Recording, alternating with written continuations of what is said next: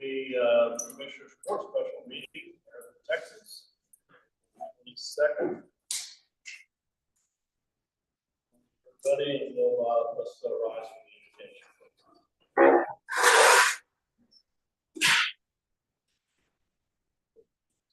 Let's pray.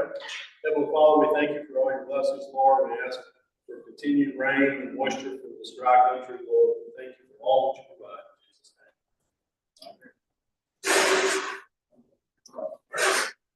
Let allegiance to the flag of the United States of America, which stands one nation under God, indivisible, with liberty and justice for all.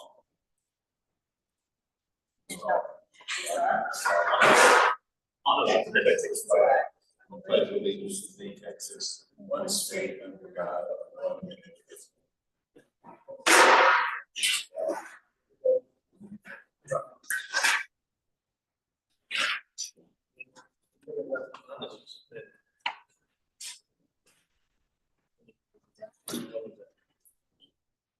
All right, number 4, let's review, discuss, and take necessary action to approve the minutes of April 8th.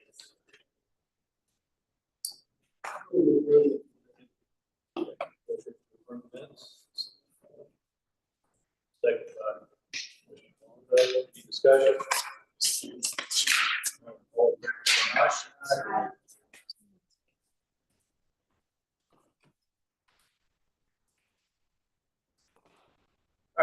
All right, the public comments. Okay. DJ, you got a public comment this morning? Yeah, hold on just a minute. You can give your comment and fill it out after.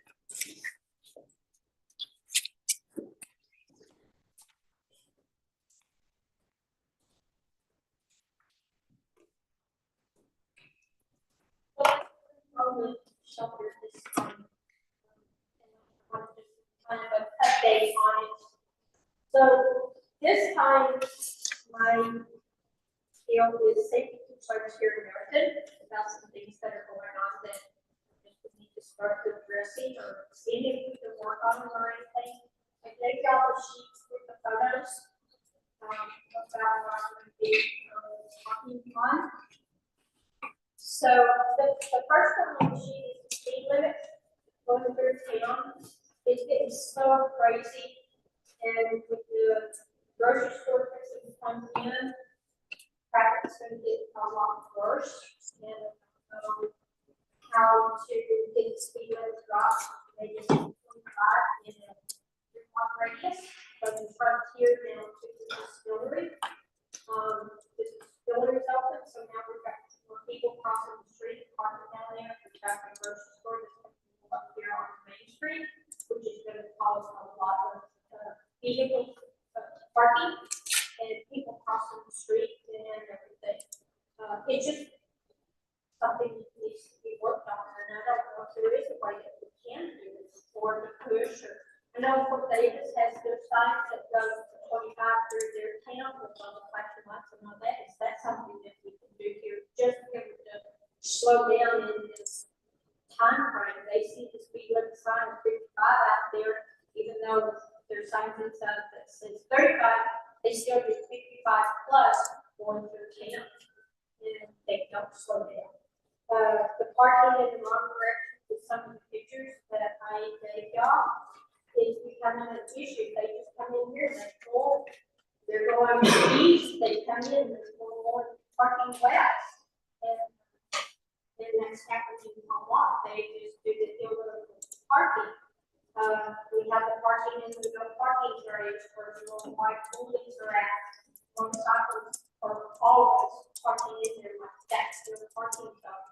And I don't know if that can be addressed or not, or what they need to done about it. And then we have the other parking is we have people who don't want to go anywhere, and at our 4-wheel plant, and go park right alongside those because they want to be right there at the stop areas. And I've had behind people who park at the stop signs, they get out, leave their vehicles right there at the stop sign. You have to go around, and I'll check it out. And so these are some issues that are coming up. Even though we're playing 4 operated, there's things that we can do to make our town safer with more and more people coming in. So it's things that need to work on. I don't know if there's a way to do an area for oversized vehicles. When those trucks were out here, we couldn't see around them. You have your RVs that park right here, and park up close. You can't, and that's our only intersection. So you have to pull out really easily to be able to see around it, so you don't have to break. It's your way or a place that we can do oversized parking. The only place I know is across from the gate, and then we have to. But, or you have them park on the other side of the street where they don't walk, right there at the intersection. There are things. And no passing zone going through town. People don't like us locals to go speed limit and they'll come flying around us, they'll either pass on the left side or they pass on the right side, depending on which way they're going. And they don't care, they don't stop, nothing. And they just keep right on going. So I don't know if there's a way to do that, passing zones in this 3 block radius. And, then we have down power lines. I don't know if they're cable or AT&T or if it's telephone. There's one right out here by the tennis courts. It's a different line and it's wrapped around color. And these lines we have low lines that are hanging down that get snagged by vehicles or they're getting caught on the brush. They're just hanging. So is this something that can start addressing and find out who they are and get taken care of? They're out on highways. All these lines that are down, they get wrapped up in the bushes, and when mowers come in, they get caught up in their mowers and all that. So how do we get this cleaned up? But there's a lot of lines in around town that they're just dipping and they're just swaying back and forth more and more and more. So how can that be addressed? And then we've got a lot of our tourism, we depend on that. So how can we make our town nice and pretty and be more attractive to tourism? Is there a way that we can start trying to get some of these lots cleaned up or help the people? I know some of them can't because of disabled or anything. Is there a way that we can go around, get people to go in, get all this stuff off their lots and make them pretty? The aliens lots off over here, how do we get that cleaned up and make it nicer for our tourists to walk around town because they're walking all over town. And what can we do or how can it be done to help get some of these lots cleaned up and make the owners more responsible for beautification? So I think that's kind of it on that. That positive way of doing any of this or a process. Well, we appreciate your comments today, and since it's under public comment, we will discuss it, but duly noted. Thank you for bringing it up. That's it. All right, thank you. Thank you for getting all. Well, thank you. You're welcome. Thank you for getting the. I'll clean it up after. All right, recognitions and announcements, number 7. Any other public comments? A lot of people died. Some people were going to be here, but they didn't show up. All right, number 7, recognitions and announcements. Anything from the board? Gun Day, Saturday.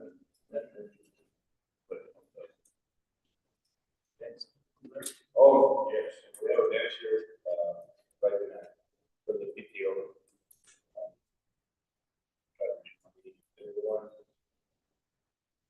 Boston or somewhere, a piece.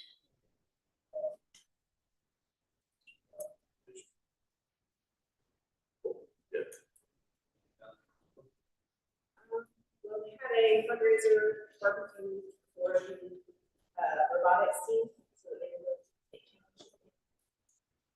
Corpus Christi. So, grads will be there. The kids are really good at robotics, and hard part is to control the traffic. We had a kid, Kagan, state in the 800. Yes. Made it, legendary. Say that, no, it's on the weekend. They just have to weekend staff. My dad, Samson, had a football. We go from, England, was like 3 steps away from second and fifth.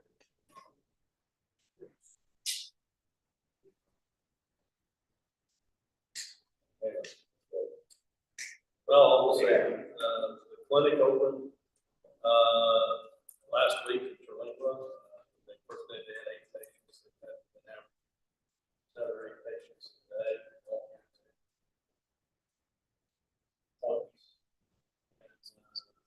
They actually did some sutures for somebody tonight. Worked out really good. They do carry a small amount of pharmaceuticals, so they can prescribe something.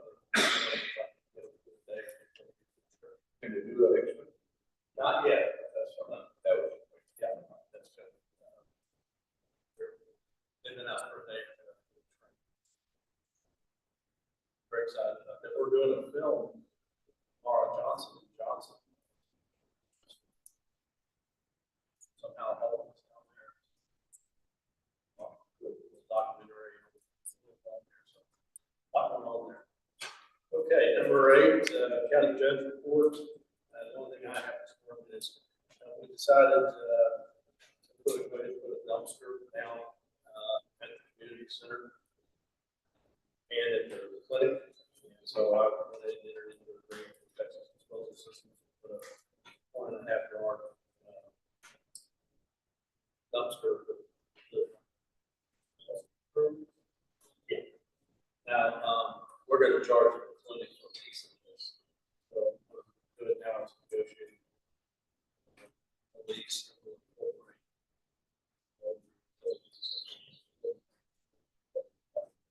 Rest of it, different communities are needed one for a long time. Because people don't have much trash. We're going to walk. Yes. Did it get delivered? It did get delivered on Friday. Everything is ready to weld the lock mechanism to it. Get closer to our outlet and get the welder generator. I was supposed to do that yesterday. So I think my husband's doing it for me today. No, actually, it's Or are you just gonna say it all the time? right now where it's at is very close to the road. I would probably like to move it farther away from the road so that it's not. There's plenty of roadways around there that have lots of access for the trucks to come and get it, so.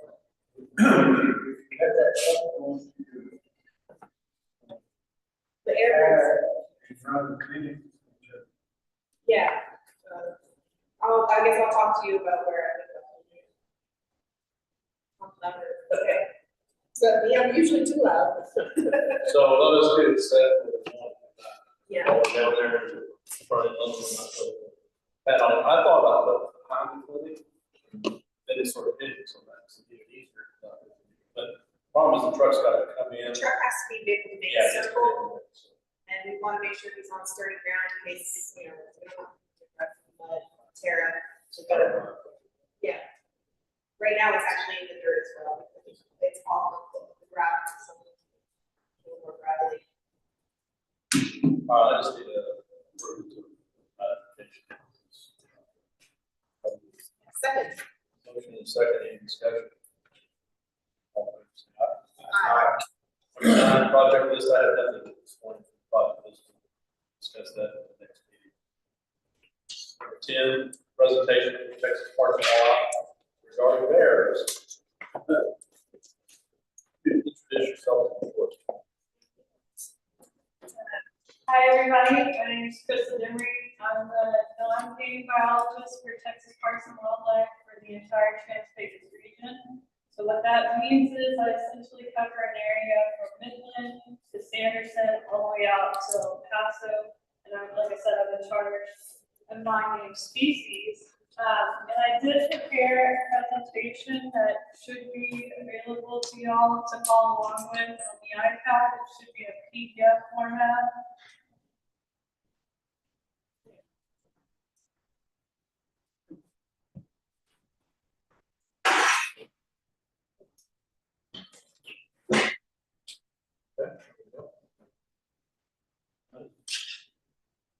Everybody have it?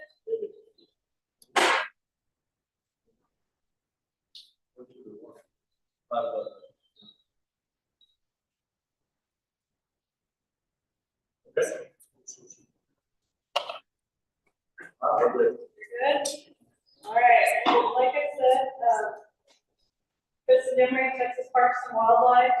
I'm here today to inform the commissioner's support of human bear conflicts that's occurring in Brewster County and to draw attention to the developing need for a community-led bear-wise action plan. And I'm hopeful that y'all will be able to help us. Next slide. As all y'all are probably aware, Texas is bear country. Bears are a species that's native to Texas, and historically they occurred throughout much of the state. They were extirpated by the 1950s due to overhunting and predator management practices. And then it took a long time, but in the late 80s, we started experiencing a recolonizing population. When the first reports of a female with cubs was documented in Big Bend National Park. Across the 40 years that have occurred since then, we now have a small, low-density population compared to every other state in the country that has black bears. And because of this, Texas Parks and Wildlife and the Texas Administrative Code recognize black bears as a threatened species in the state. And that means it's illegal to hunt, trap, or possess a black bear in Texas. Next slide. As you can expect, with the growing black bear population, we've also experienced increased levels of human bear conflict, specifically in Brewster County. But bears are not here to cause havoc, and instinctively they like to actually avoid people. However, access to garbage, pet food, wildlife feed, livestock feed, and unprotected poultry and other attractants can actually lure black bears into our neighborhoods. If black bears are successful in attaining any type of reward within these neighborhoods, they can essentially take in more calories within a few minutes than they would in an entire day foraging out in the wild. So bears are simply trying to maximize calorie intake with the least amount of effort possible. They're extremely lazy animals. They will do minimal effort. Giant raccoons, yes, very lazy raccoons. Unfortunately, once our bears learn to associate neighborhoods and communities with high-calorie, easy meals, human interactions and conflicts are inevitable. The longer it takes to remove attractants from an area, the longer it takes the community to actually report conflict to Texas Parks and Wildlife, the harder it will be for us to correct this behavior. Next slide. As managers, unfortunately, that means we're forced to focus our efforts on reactive management practices instead of proactive management practices. That's to solve immediate problems. These practices do not address the root cause of the problem, and it's human behavior that must change in order for us to reduce human bear conflict and reduce the amount of human-related food sources out on the landscape. Almost all of our reports come from people either intentionally or unintentionally feeding black bear across the county. Next slide. When Texas Parks and Wildlife biologists are contacted with a report. We evaluate and manage the situation based off of the true course of his actions. You can see here, we evaluate them based on the 6 black bear behavior categories that are defined by the Texas Parks and Wildlife Black Bear Response Guidelines. And these behavior categories range from something as simple as a general sighting to isolated human-bear conflict, which may be a bear taking advantage of a trash can, a deer feeder, or pet food that's left unattended. And these behaviors go all the way up to either repeated human-bear conflict, or a bear has either killed livestock, injured a pet, or poses a risk to people. Next slide. There we have double 3. Correct. Drawing attention to behavior number 3, a habituated bear that causes repeated property damage, even when attractants are removed.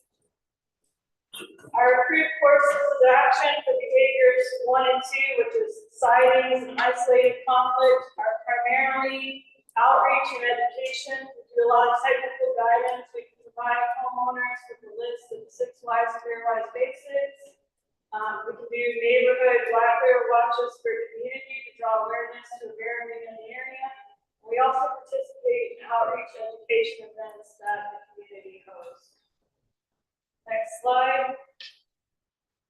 For behaviors 3 and up, we provide on-site technical guidance to remove and secure attractants with that landowner. We can also assist landowners in passive bear deterrence, such as installing electric fence, deploying unwelcome mats, or securing dumpsters.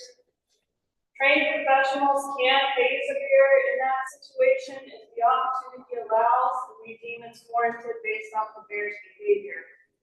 In very extreme cases, translocation or even euthanasia may be necessary when either the attractants can't be removed or we feel that bear's behavior is affecting people.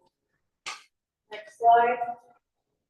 Unfortunately, we've learned a couple of lessons over the last couple of years, and that is that translocation is not a solution. Other states have known this for many years, but we deployed this practice here in Brewster County, and it was not effective. Adult male BBMOA was active in Terlingua during 2022. We paced him for 10 days in Terlingua ghost cap before we determined that no amount of aversive conditioning was going to change that bear's behavior. So we captured and translocated him to black gap. He decided that he did not sign up for that translocation. And within about 4 days, he walked 35 miles back towards Terlingua, but he ran into Terlingua Ranch first, and he set up shop. He stayed for a couple of months, and then since then, he has made multiple 100-mile trips to and from Mexico. And on the next slide, you can see BPMOA's range use since he was translocated to Black Gap WMA. And you can see that 100 miles round trip back and forth to Mexico demonstrates almost a migratory pattern for these black bears. Next slide. Unfortunately, if attractants can't be secured, we may end up failing or recolonizing black bear.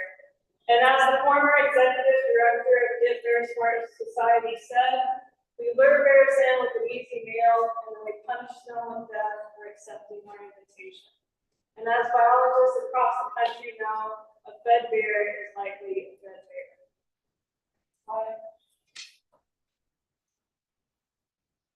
South County, though, is not the only area of Brewster County that is experiencing human-bear conflict.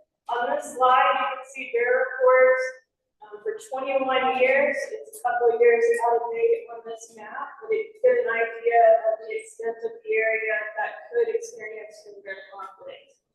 In the last 5 years in northern Brewster County, we've received human-bear conflict reports that range from pet food being raided, to chicken coops being damaged, poultry being killed, but our primary attractant has been identified as deer feeders within local communities. Next slide. Currently, TPWD is monitoring an ongoing human bear conflict situation where a collared research bear is active in the double-diamond community south of Alpine. We received our first reports of this bear in November of 2024, and the bear has repetitively used unsecured human-related food sources, such as wildlife feed, pet food, and chicken feed. In the process of getting to those sources, he has undoubtedly caused property damage, including damage to chicken coops, feed barrels, and deer feeders. At this point in time, Parks and Wildlife can't consider this bear to be a human condition or food conditioned bear. Next slide. It's not yet apparent whether or not we're going to be able to change this individual bear's behavior, or if his behavior pattern could be altered. But evidence from across the country has shown that communities that adopt bear-wise practices effectively reduce all types of negative interaction. They improve the community morale associated with black bear, and they make residents feel safer. What we are asking of y'all today is for your support and for impacted communities to get involved and help establish fair-wise basic standards that make it easier for communities to ensure that everybody does their part to protect people, to protect property, and to protect black bears. Next slide. The individual communities that are impacted should address issues such as pet food storage, securing other attractants, and feeding wildlife within these communities. But they don't have to do it alone. Texas Parks and Wildlife is currently planning a public education and outreach meeting tentatively for May 13th in the evening at Alpine ISC Auditorium, where we will discuss long-term solutions to help people protect property and bears. Next slide. In the meantime, we ask that the public continue to report human bear conflict to Texas Parks and Wildlife. All of our contact information can be found on the TPWD website if you search for Find a Wildlife Biologist and then go to Brewster County. And finally, I'll open it up to any questions that y'all may have with the statement that lasting change takes time, and that I encourage the community and the county to be proactive and focus on prevention instead of reactive measures. Thank you. What is hazing? Hazing is the means of creating, instead of a reward, you're creating a punishment for the bear. So it associates an action with a negative consequence. That could be anything from blasting off air horns, yelling, reaching out and touching the bear with paintballs. We can actually use rubber buckshot, rubber slugs, and we have things that go in shotguns that are called bangers. They essentially allow firework that explodes 20 feet up in the air, creates a loud noise. So these are things that you do, not the. These are the things that trained professionals do, yes. There are hazing practices that are approved for the community use. That can be air horns. That can be walking outside and shooting a firearm off into the air. They could be big pots and pans, anything like that. Especially in a rural, isolated ranch setting, the firearm. Are the local law enforcement, are they trained to deal with this, or is it just folks in Alabama? So we met with all local law enforcement officials last Monday to discuss what hazing practices were available to Texas Parks and Wildlife, and we've offered them the opportunity to train with us in our hazing practices. We hold annual trainings at least once a year, if not more, for Texas Parks and Wildlife staff, and that's something that I would encourage any local law enforcement to participate in. Do you foresee any kind of future Permits? for ours? The Texas Parks and Wildlife is currently working with researchers to determine how many black bear we actually have on the landscape. Because it's a state threatened animal, you cannot take flagger at this point in time. We can't establish a permanent system until we know how many animals we have. Your meeting on the 13th. Hoping to set it in stone either this afternoon or tomorrow. We're making flyers. We have over 300 mailing addresses to communities impacted in northern Brewster County that we will be mailing these flyers and invitations to. But the meeting itself will be open to the general public, anybody who wants to attend. I have not thought about the radio, but that is no. Yeah, no, that's a good point. Why don't you, get with my office, me and Leah, we can put on the radio for you as a public service announcement. We already have airtime, pay for it. I will tell you that I think I think it's great that you're doing one in Alpine, but I think ultimately you're probably going to keep this in Marathon. Because I don't know the roads and drive Alpine. Yes, sir. So, this takes part. Yeah, I think I read it, I believe it's up on my. Okay. Yeah, come back, we'd love to have that.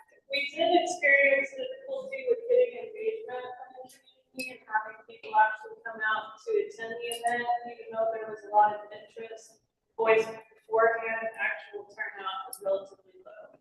We held 2 events in January or February of 2023. Can't remember the month. But I'd say we had less than 20 people at both of those 2 events. You have you have big posters like on the stash and trash. Any of those that you pull out of the building? Today, No. yeah, so we're working on options for displaying this at potential community entrances. We currently don't have any signs that we can put up now, but that's something that we're working on, just to notify people that it is their country and they need to be proactive.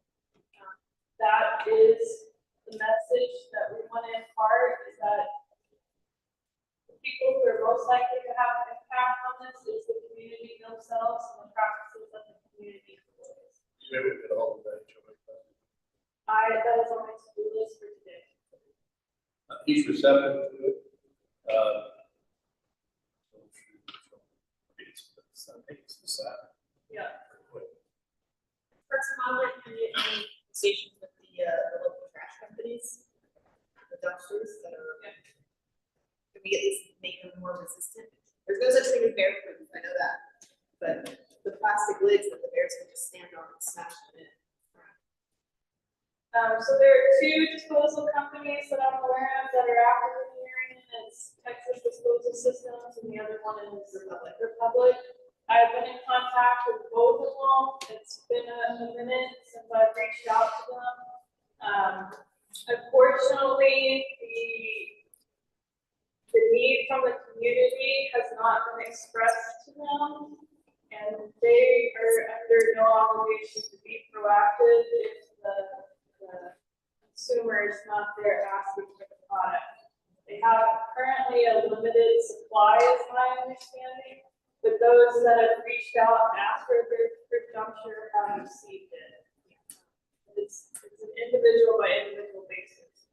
Texas Parks and Wildlife is starting talks about how we may be able to fund bear-resistant dumpsters for entire communities.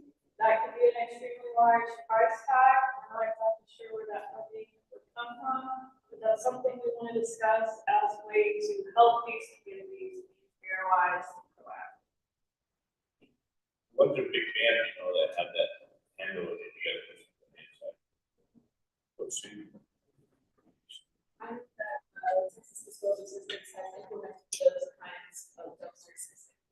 These barbecues, bears are very good tasty. They like to put it in So I know he's got them there, and I have services in my house, and you just have a simple steel lid that's, with outright, but that was a bar, yeah, everything else. So, I mean, those have been very effective. I've seen the bear knock them over, but not successfully. It could be simple or it could be complicated, but anything's better than the plastic lids.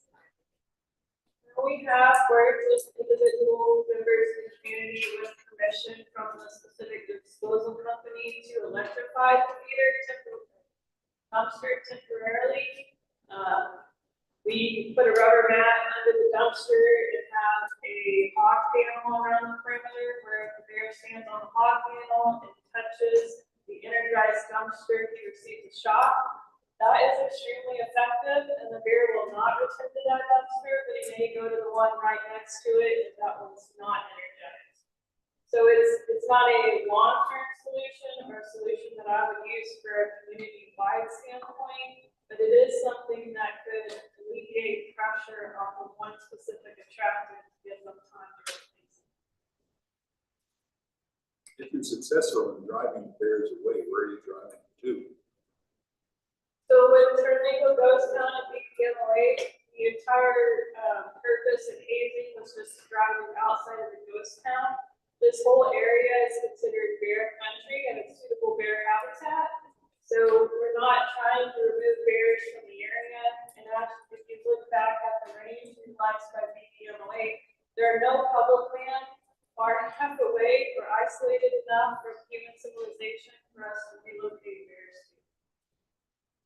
And PPMOA made that 35-mile trek within just a few days. It's males, females staying. Now, we are aware of 3 collared females within a relatively short distance in the Double Diamond neighborhood, but all 3 females have remained out on private land amongst the hills and haven't come down into the community. So far, it's the lone male that's present within the community, but he is utilizing a range that's approximately 25 miles wide at this point in time. So he's not always in the community, but he has frequented the community because he feeds them free.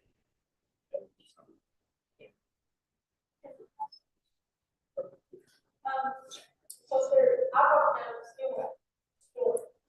And from my mom and her, what happened in the down there. And not over there. And then I go over those and they have taxpayers. I don't know if that's something. We're talking to the school service.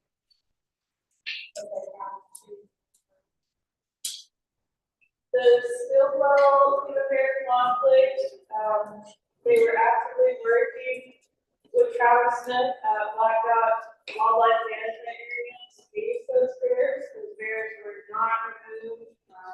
I don't know how effective the hazing was, but to my knowledge, we're not currently active in the area.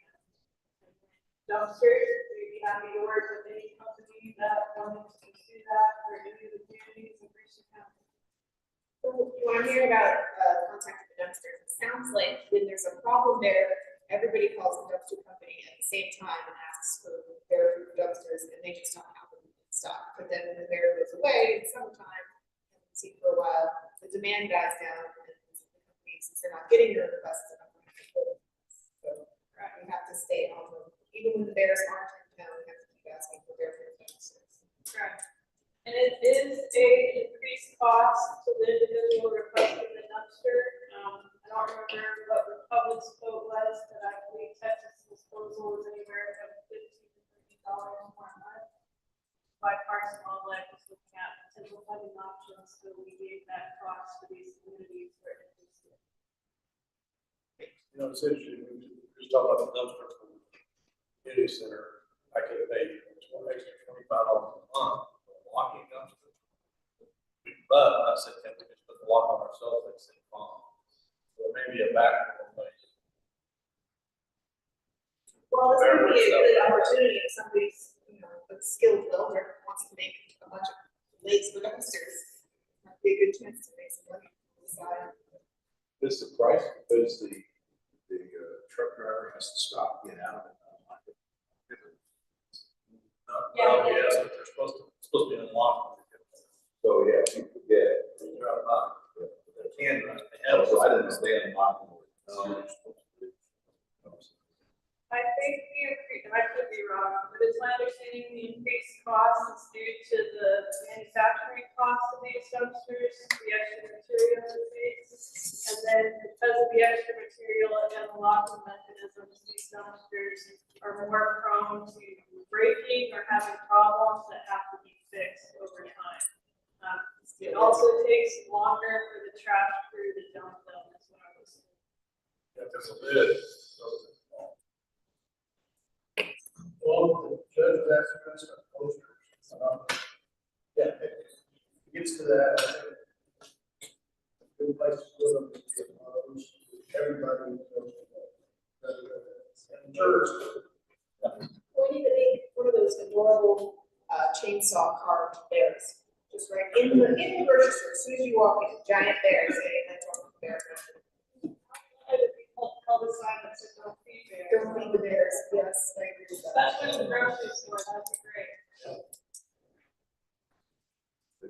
That bear is a dead bear. All right, thank you for your time, thank you for your, Thank you. appreciate it.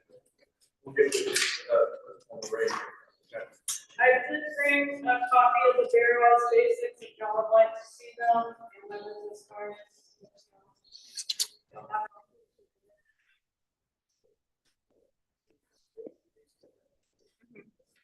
Yes.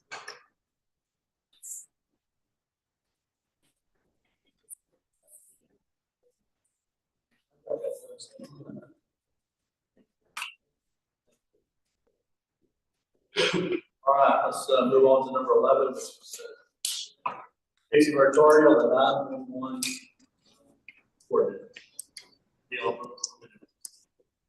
Good. Can everybody hear me? Yes. Fantastic. Good morning, Judge. Good morning, Commissioners. I'm not sure who all is in the room, so quick introduction.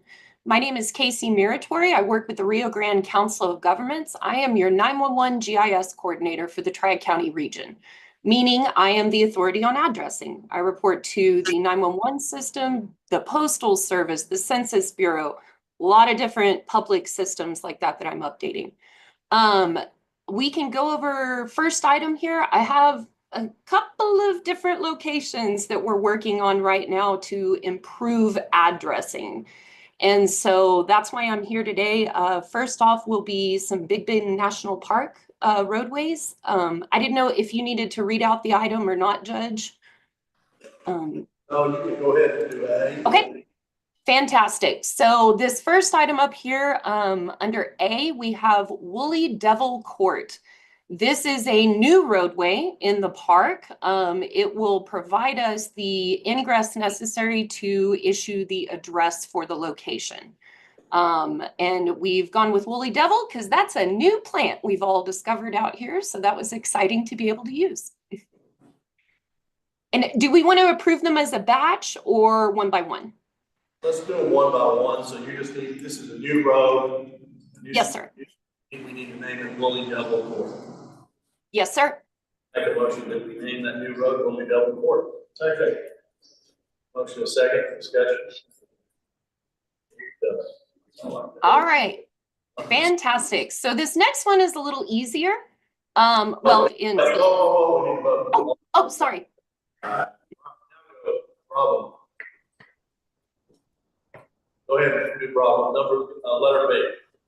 Okay, fantastic. So this next one is actually correcting a spelling on a roadway within the park. We have it in our system as Tecolote. It is actually Tecolote. He was a chief, a very important chief. And so we certainly want to honor that history and get the spelling correct on that roadway. In addition to that, this particular road probably has the worst addressing in the park. We have a really bad addressing issue on this roadway. So the first step is to correct the spelling. Then we are going to go in and revise those addresses on this roadway, those that need the revision. So this is a big one. This is where our residents live within the park. So moved. Second. Motion by me, second by Ruben. All right, discussion. All in favor, say aye. Aye. Go ahead. All right. So next up, we're going to talk about Saul Ross. this is a bit of a difficult situation that I've been dealing with for over 2 years now. The problem is that there were some changes made to roadways with the previous president's office. And those changes that were made never went to commissioner's court. Furthermore, they are non-compliance road names that were chosen. They all match. Everything had the word Lobo in it. And so part of our effort is, number one, to eliminate those matching road names, but number two, revert back to the names that have always been the road names on campus. For instance, Centennial, you know, that's a big name for the school, right? That was established years ago. So same is true out at the RAS, which is one of the road names we're discussing here. That particular roadway has most certainly been established for years and years and years. So changing it did upset a lot of systems. Okay, so that's my quick background on it. The first one up, we have Lobo Trail. This is where you would access Mountainside Dormitory up there on the side of the hill. This location is outside of the city annexation boundary, which is why I've brought it to Commissioner's Court.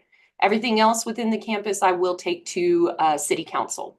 But Lobo Trail, always been known as Mountainside Drive. They decided to change it, but we are going to revert back to the original name. Second. Yeah, motion is second. Item number 1. All in favor, say aye. Aye. Okay, number 2. Number 2, Rancho del Lobo Drive. This is the big one I was discussing out at the RAS. It's always been known as Paseo del Norte, and that is what we will be reverting back to. Now, all of these changes, quick mention, they will also impact the addressing itself. I will be revising all of that in very strong communication with the school, with their IT department, and all of that. So moved. Okay. Discussion. All in favor, say aye. Aye. Casey, let me ask you a question. Who's responsible for making sign changes? So we're getting into that. Right now, even though they changed all these road names several years ago, they've never put up road signs. And so really it's going to be establishing road signs is what's going to happen. Okay, all right. So. Yep. And my core group right now, I'm definitely working with Vice President Ben Teleska. I'm working with Patrick Rayburn, who is the technical support through these efforts. We need to ensure that every phone line on campus is directly tied into that addressing system. That is actually compliance with 911 through law. So that's a really big part. And yes, sir. Can you shoot an email to I guess countywide, so just let them know that the county sets the name and they don't. Sorry, I didn't understand.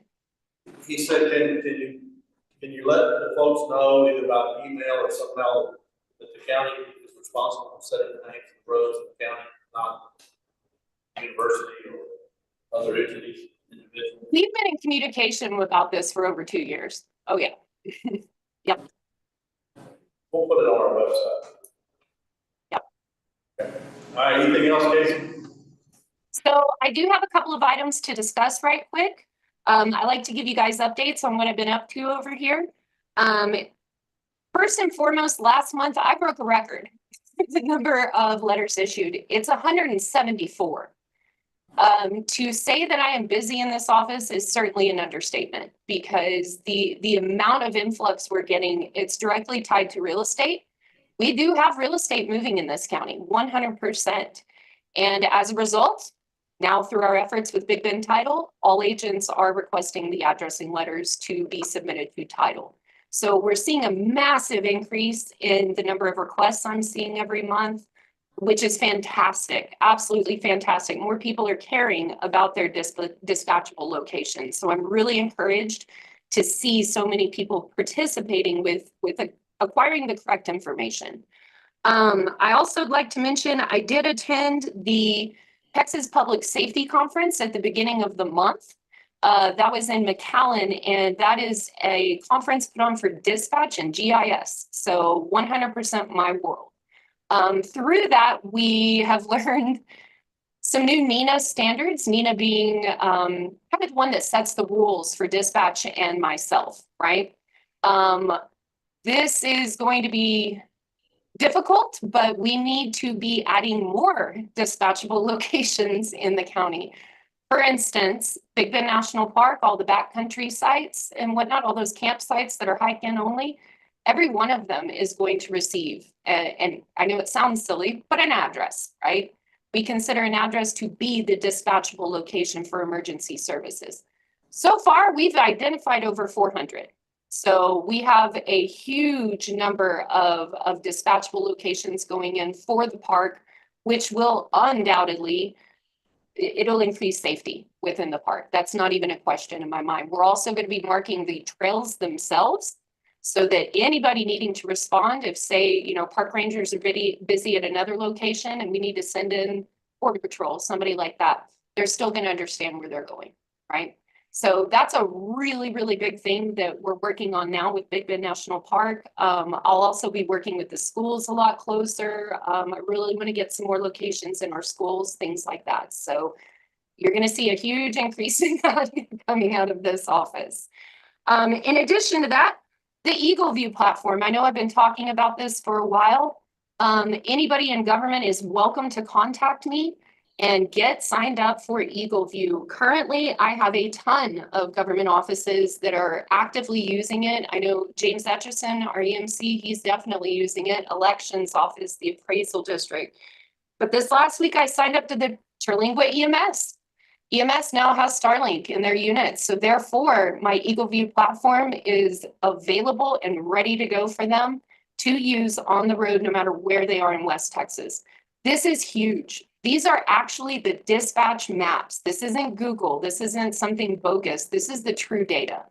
And so that's a massive game changer. I just want to make you guys aware of. We're also working with DPS. I've just recently signed up Sergeant Rutledge. That's going to help those guys as well. Also our census workers. We do have census workers between the 10-year count, right? Those guys are also benefiting from the Eagle View platform and understanding these locations they're needing to assess. And so all in all, definitely want to encourage anybody in government, get in touch with me. I think your office is already using it. So if anybody has questions, let me know. I'm really, really happy to help you with this and just thrilled to get the correct maps in everyone's hands. So. All right, very good. Questions for Casey? We'll get back to you shortly about the county road. Great. I know we're getting close on that one. That's a big one. Okay, thank you very much. Thank you. Have a good day. All right, number 12, this will be discussed to take action to approve the service agreement between savings grantees. I don't know how to pronounce his next name.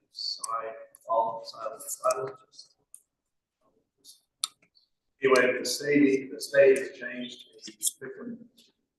They pay us for this. They changed the victim alert system to a new company. Service. Change over from savings to whatever. That's right. Second, any discussion? All in favor, say aye.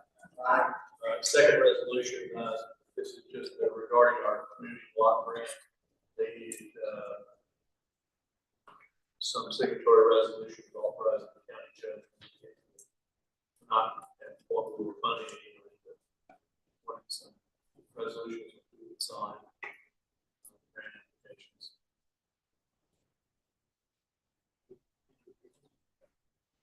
It says a resolution of the Commissioners of Brewster County, Texas, authorizing the county representatives in matters pertaining to county participation in the Texas Community Development Block Grant Program, whereas the county Commission of Brewster County desires to develop a model community, including decent housing and suitable living environment, expanding economic opportunities, principally for persons of low and moderate income, whereas it's necessary and in the best interest of Brewster County to participate in the Texas Community Development Block Grant Program, and whereas the County Commission of Brewster County is committed to compliance with federal, state, and program rules, including block grant project implementation manual, now therefore be resolved by the county commissioners of Brewster County, Texas, that the county commissioner directs and designates the following to act on all matters in connection with any grant application for the county's participation in the Texas Community Development Block Grant Program. County judge shall serve as the county CEO and authorize reps to execute grant applications, certify environmental review documents,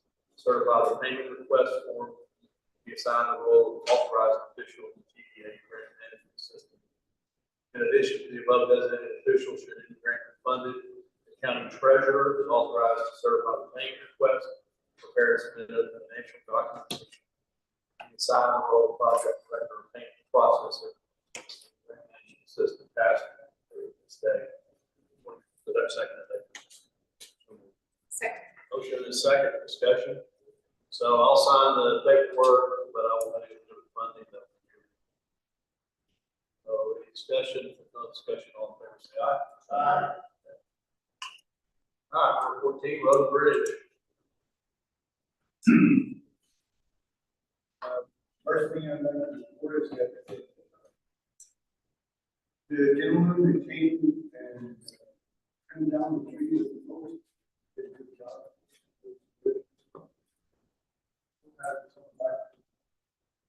Cleaning up some of the streets, but other than that, it was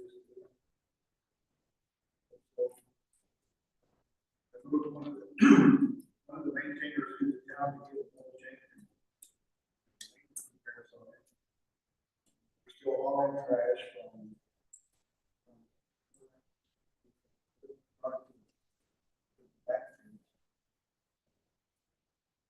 they're working on it for almost 2.5 weeks, and the pile is still there. It's still in the shooting down.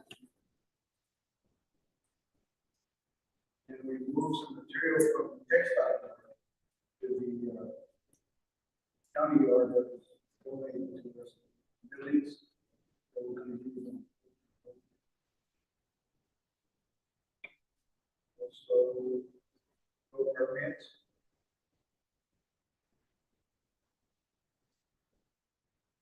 Getting ready for the dumping on Saturday.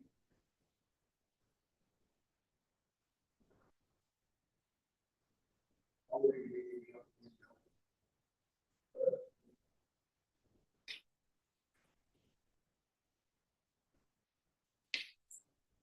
down.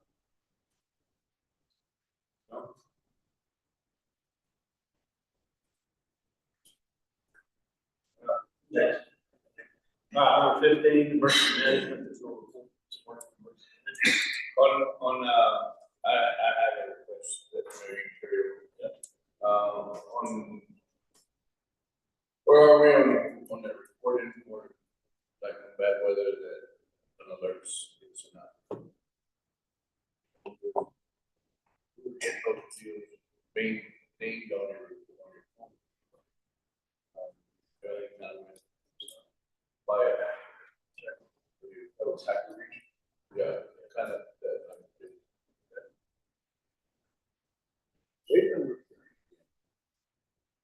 So they've been reappearing on the phone. Well, they have it over here, so I was just wondering. You're getting it. Yeah, we had a number of the test files. Check one there. As an aside, I don't know if you do King Hutchinson has radios that people like. In case I had to speak on the kitchen counter, it went off before I could reach it.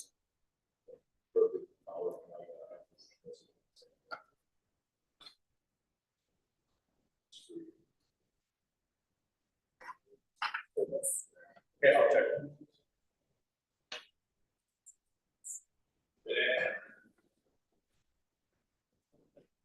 All right, anything else on 15? No, 16, treasurer's office. I've given the treasurer a come over a long pass today because they are literally in the middle of converting our accounting system. So 16, we'll have a report today. 17, the only two things we have today, is under 17, item number 2, It's two line item, one is a line item adjustment. And actually, the first one is a line item, it's not a line item adjustment, it's a budget adjustment by error. For $50,000 to continue support of the audit task force. It's outlined. Oh, there's a bills. The audit task force, will use excess tax proceeds, money out of all top 60 funds, the audit task force for another round.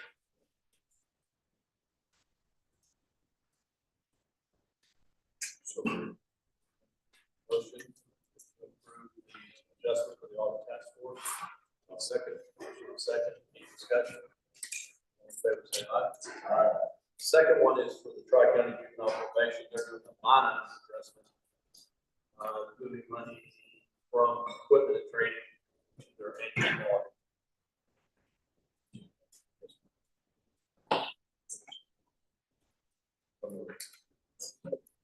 Motion is second for the line item adjustment. Tri-County, any discussion? All in favor, say aye. Aye. All right, we have some bills to look at. They pass.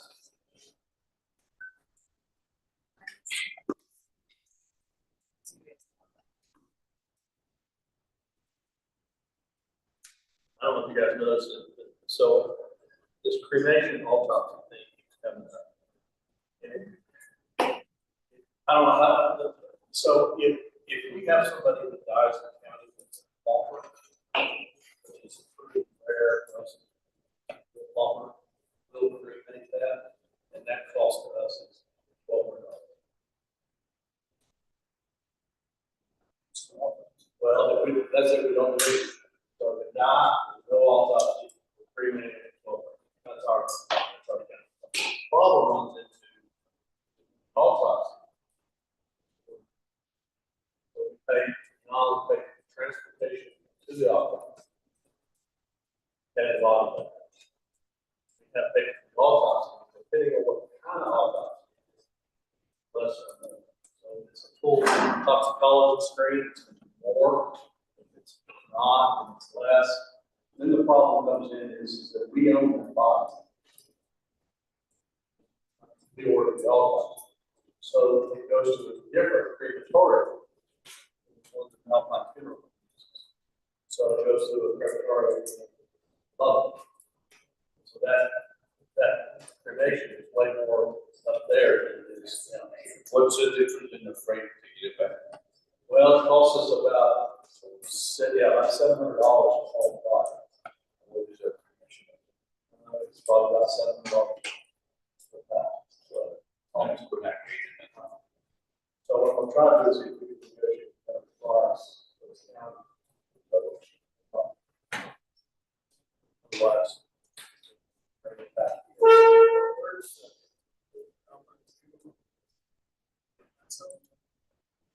I think that's right. Oh.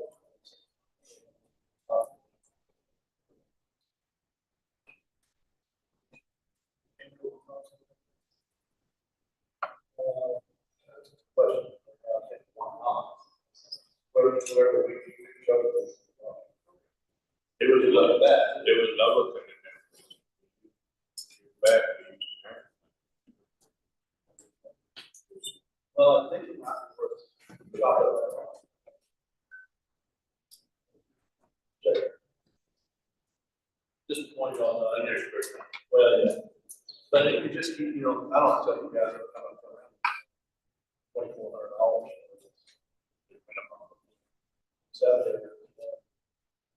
Well, I'm glad that I'm not on that. The new change where you can have that.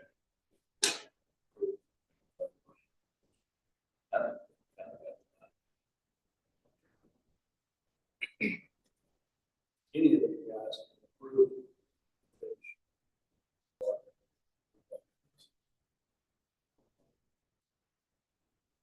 All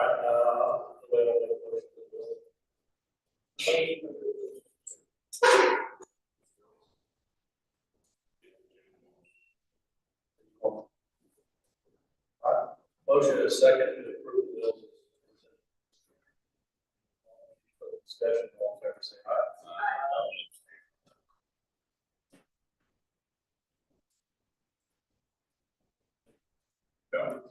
No. All right. Number 18, Brewster County Tourism. Good morning, everybody. We're having a good time here in America. We're going to be here later on today. I'll tell you about that at the end of our report over here at the Marathon Hotel. We've got a great group that's in here. That's Star Party and movie screen. Really good tonight. But first, we're getting towards the end of our busy season over here in tourism. I spoke with several of the larger entities this week. Only he just engaged the big stations, and they're still rocking and rolling. They're still very busy, almost at capacity again. So this spring season is coming to an end. I should receive all the data and the hot taxi come in the next couple of days. So it looks like it'll be another record break. We'll see exactly what happens. Most everybody is trending above their percentages. That's all the big boys. The smaller ones, it does look like there's several that are a little bit behind. That's the data that's coming from the state. But I'll get all the numbers from our probably in the next week or so. So that's we're also getting closer to the racing closure happening in July. Our campaigns are in full swing. We've got all the traditional media going, social media, TV, all throughout the state. And the task force is engaged in their first, I guess you could say, campaign. They are engaging an influencer who is coming through. Actually, it went live this last week. She's not actually coming here. She's using their social media channels to push a giveaway and the information influencer for the task force. It looks like it's going pretty well. As of yesterday, to my great surprise, there were like 14,000 entries into this giveaway. We're funding a 3-night, 4-day giveaway with Big Ben, and she has a huge following, but 14,000 people are there, so it's definitely getting to reach out there. Building section yesterday, about 65,000 visits on that so far. Actual use, yeah, 14,000 registrations, but I'll get back in. 4,500 followers. Right. That's for the influencer? Okay, that doesn't matriculate over to Big Ben, unfortunately, but it's for the influencer that gets some followers. Does it not come back to our Instagram? No, I haven't seen any tickets from our. It's when they follow her, it helps her. She's tagging us, and it doesn't just doesn't go that way.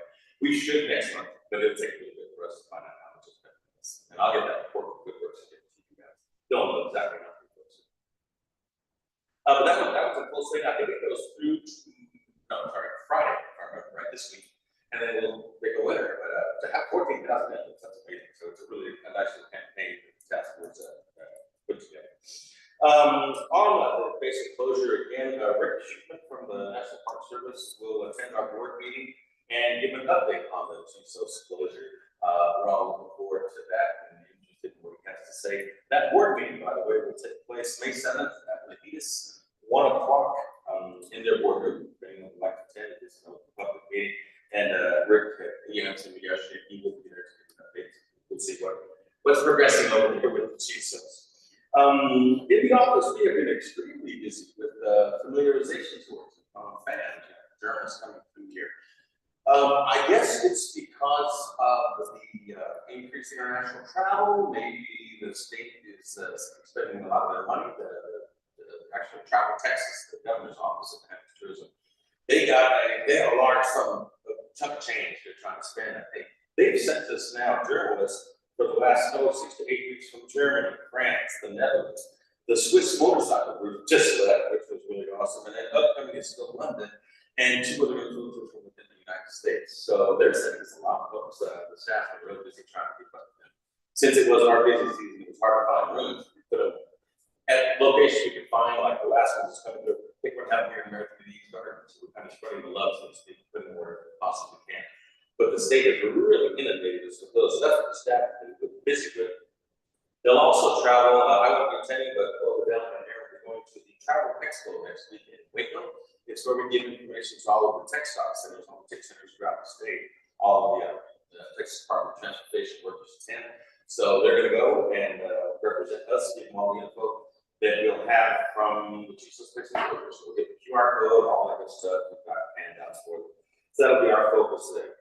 And also, this will be my last board for a while. I'm gonna be out on family leave, so I will come today to be sure to be here if I have questions on me. I won't be able to attend any reports in May, I'll be back in June attending reports, but I'll be able to answer any questions y'all have in the email, like I said. And then again, lastly, tonight is our little screening of The Stars at Night. It is, just so you know a little bit more information, it's an independent film, about an hour long, that was made at Texas State University, Professor said. She contacted us basically right before the pandemic and during the pandemic. And our film committee was no longer really doing it. No one was filming anything during that time. So we utilized our funds to help support this production.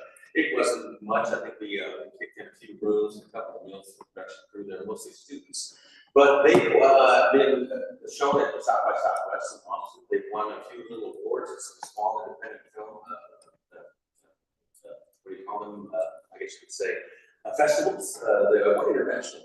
So what it is, it's talking more about the essence of the night sky, not so much about preservation, things of that nature, but why throughout history people have looked up at the night sky, whether it's the Native Americans, etc. And I've always wondered what's out there. And this film kind of goes into the mystique of that, as well as preservation, why it's important to preserve the night sky. So it's just a little 58-minute mini documentary. So filmmakers are already in town, I think, last night, so they'll be there for Q&A if anyone wants to attend. It is the American Motel. It'll be from 7 to 9. We'll wait until the sun goes down a little bit to start the actual movie. We'll have so there's water out there. That's not. Yeah, 7 to 9 over here at the American Motel at the Rita's Cantina area near the Sky Park. We're just going to put up a big blow up screen over there and show the film as soon as it gets dark enough to show it. But then afterwards, we purchased all the seats for the star parties. If anyone wants to wander over and just enjoy the night sky through the telescopes, then we'll make it against them. Will this film be available to us? Yeah, it sure is. Yes, on YouTube. They do have it on YouTube. It's where they have it. Right. You send me. Sure. These guys. Absolutely. Yeah. Sure will. And as soon as I hopefully go to the filmmakers right now, I'll have that link. We can download it as well as the play. Let's do skip to C and Estonian magazine. Estonian magazine. Yeah, it's a Houston-centric magazine. It's after this we've been the marketing committee has wanted us to do something in their publication for 2 or 3 years. We just haven't seen the need. So this was actually an ad on the Chiefs Space Enclosure, and they did scrutiny. They wanted our business, so we'll see if it works well. We'll continue on it. It does include the digital version also, so it's print, and it's all for the Houston area. The whole mix of the distributed out there. Okay. Make a motion to approve the contract for the Estonian magazine. How much is that contract? 6 and some change. 1,800. Motion is second. Any discussion? All in favor, say aye. All right, thank you, Robert. We'll stay. Greg. On 18B, I've talked to some of you guys about this. So the museum of the Big Ben got a national endowment grant from humanities grant for $750,000. It's a full match, so they had to raise $750,000. This is for the map collection. It's actually sitting in the basement of the museum. And they're going to remodel the wing of the museum and bring that map collection. My understanding, probably I got us anybody else do it, we're going to private tour of the collection. It's a world-class map collection. It's incredible. It's better than my understanding of what Smithsonian has. So this money will go to remodel the wing for the map collection display. They were down to their last $26,000. I suggested come discuss this today. I think it's a great way to raise dollars for having a Absolutely. I've spoken to some of the board members. We agree 100%. In the past, we wanted to work more with the museum and maybe the mayor that's up there or something that's have a little plaque, presented by this band, or help them in some way, shape, or form. And I was speaking with Mary Bowles, the previous director. She never came to fruition, but this is a great opportunity to have that. Where's the map now? The map from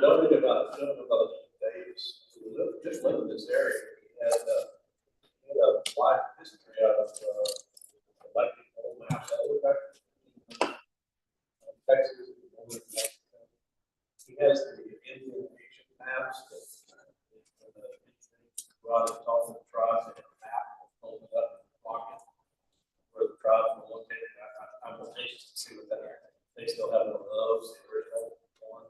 He was an amazing guy, because I think I got a second home at the Davis County, somewhere in that area, I'm not sure exactly where, but yeah, he wants to get his, well. If anybody on the board would like to tour it, yeah, just whatever. Guys, like to see that. I'd like to. It's rare.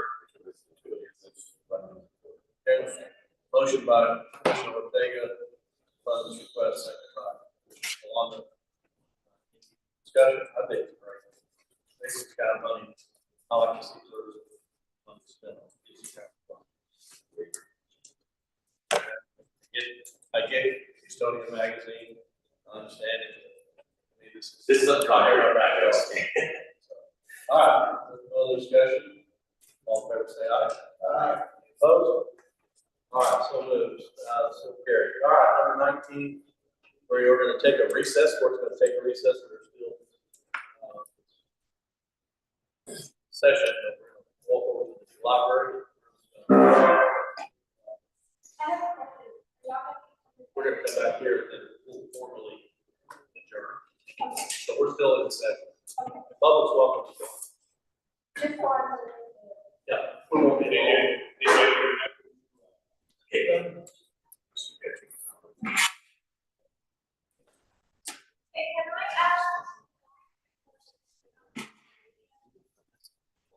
Meeting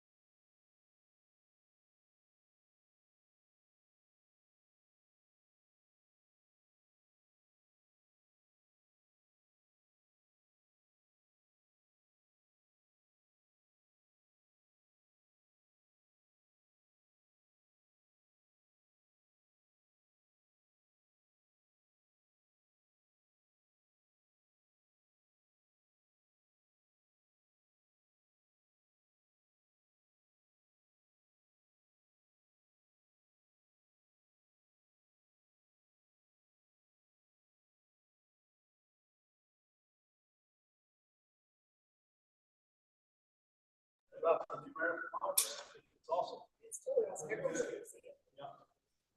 It's exciting for everyone. All right, there's no need for a closed meeting today. So we skip number 20. We are back, we're back in the session. Skip number 20. Next, Commissioner meeting is going to be May 13th at 9:30. For those of you that have not seen the report, and there's a surprise. I'm going to tell you what it is. Figure it out. No cameras. Well, maybe say, do you see this?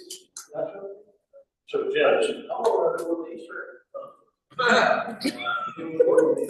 Nobody was.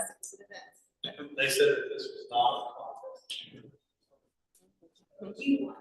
Everybody. So which one would have won? Which one was the best, Commissioner?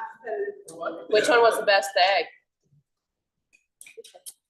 All right. I entertain a motion to poll. By the way, carrier 21 audit, 22 will be out shortly. That I'm looking for.